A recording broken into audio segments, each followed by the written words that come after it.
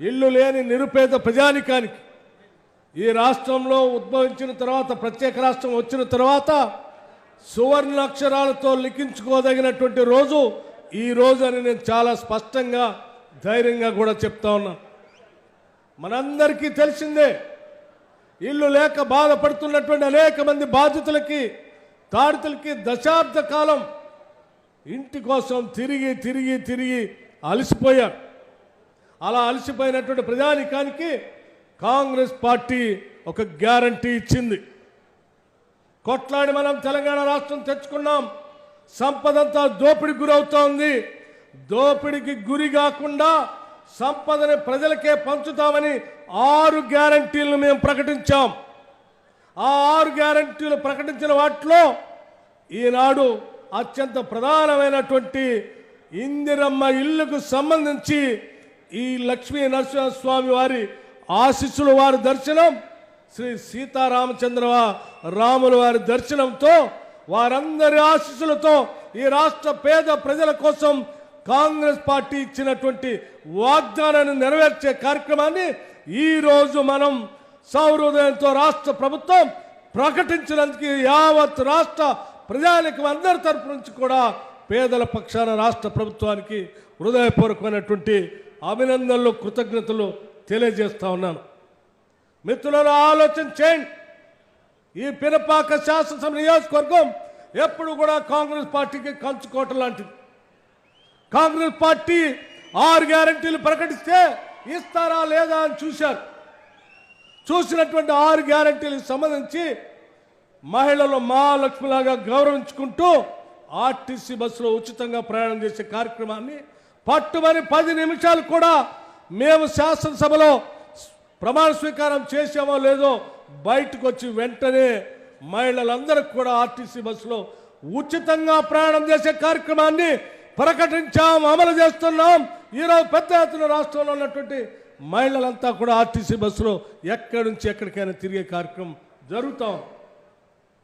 ఆరోగ్యశ్రీకి సంబంధించి అడవులో పుట్టిన బిడ్డలం, బాధితులం, తాడుతులం, ఒంట్లో బాగాలేకపోతే చెట్టుకో పుట్టకో దండం పెట్టుకొని వైద్యం చేయించుకోవడానికి డబ్బులు లేక దేవుడి మీద భారం వేసేటువంటి మనం ఈరోజు దేవుడి మీద భారం వేసి ఇంట్లో ఉన్నటువంటి మనిషి వదిలిపెట్టడం కాదు.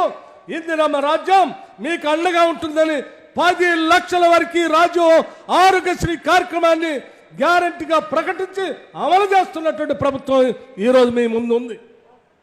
అంతేకాదు మిత్రులను ఆలోచన చేయండి. గృహజ్యోతి కింద 200 యూనిట్ల వరకు కరెంట్ ఇస్తామని చెప్తే ఎక్కడ కరెంట్ ఇస్తారులే అన్నారు. మీకు తెలియదు కాదు, ఈ నెల మార్చి 1వ తారీఖు నుంచి మేము సెక్రటేరియట్ ప్రాంగణంలో లాంచ్ చేసిన దగ్గర నుంచి మార్చి 1వ తారీఖు నుంచి 0 బిల్లు ఈ రాష్ట్ర వ్యాప్తంగా 200 యూనిట్ల లోపల వాడుకుంటున్నటువంటి ప్రతి అర్హత కలిగినటువంటి కుటుంబానికి ఈరోజు 0 బిల్లు ఇస్తా ఉన్నాం. ఇది అక్షరాలుగా నిజం చేసి చూపిస్తా ఉన్నాం. ఎవరైనా 0 బిల్లు రాక తెల్ల రేషన్ కార్డు ఉండి 200 యూనిట్ లోపల ఉంటే కూడా ఎవరైనా మిగిలిపోతారేమో, అటువంటి వాళ్ళు కూడా మిగిలిపోకూడదని రాష్ట్ర ముఖ్యమంత్రి రేవంత్ రెడ్డి గారు, రాష్ట్ర మంత్రివర్గం అందరూ కలిసి ఒక నిర్ణయం తీసుకున్నారు. ప్రజల పాలన పెట్టిన అప్లికేషనే కాదు, ఇది నిరంతరం జరిగే ప్రక్రియ.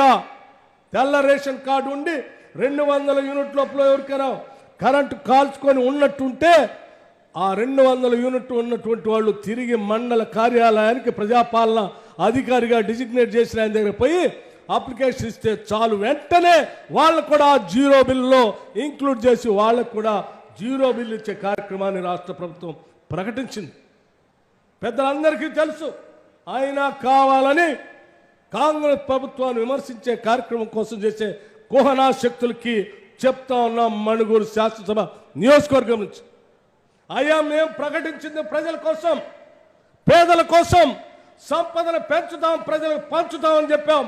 బరాబర్ ప్రజలకి పంచుతాం.